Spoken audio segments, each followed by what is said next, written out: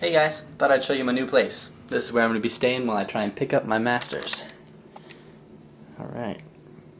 I recommend you guys use Craigslist if you're looking for a new apartment. That helped me save a couple $100. But unfortunately, it's like 85 degrees right now. So a little bit toasty. This is interesting.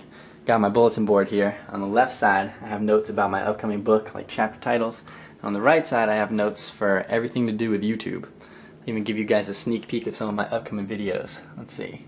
I have an original video called The Argument from Agnosticism I'm working on, as well as a video on hell, a video on the naturalistic fallacy, and then another one on the is-ought gap. Going to be doing one on Pascal's wager eventually, showing the pros and cons of that. Let's see, we also have one on separation of church and state, talking about feral children and the implications that has for morality, and doing a couple video responses. So let me know if any of those sound appealing to you guys. Now, also, unfortunately, my camera has decided that it doesn't like to work unless it's plugged in. So, in order to show you guys the rest of the room, I'm going to have to unplug you for a bit. So let's go ahead and teleport over here. Alright, here we go. Here's the bed.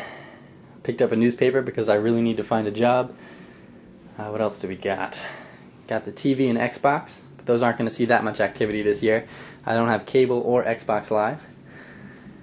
Oh, there's my crazy yellow shoes. I had to put together the computer desk as well as this little desk over here, but this one was a whole lot harder to build than the other one.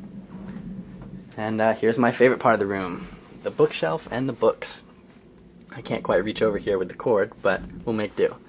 The bookshelf is actually the first piece of furniture that my grandparents ever owned, so that's pretty cool. On the left side I have all my books from atheists. On the right side I have all my books from Christians.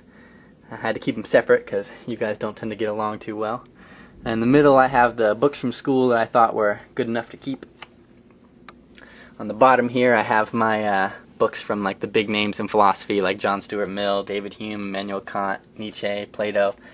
And luckily for me they all tend to wrote, or at least in the ones I have, wrote small books. You know, I have no idea how I got into YouTube because it is really awkward to sit in your room alone and talk to a camera. But speaking of awkward hobbies, I also have some ballroom dance shoes down there. That's kind of unique. Oh, and here's another little idea I have. I found this pretty helpful. As I read a book, I start to highlight everything. I mark it all up. And then I just make this little bookmark and write down the page numbers that have highlighted information. So that makes it a lot easier to go back and find the important parts of the book without having to reread the whole thing.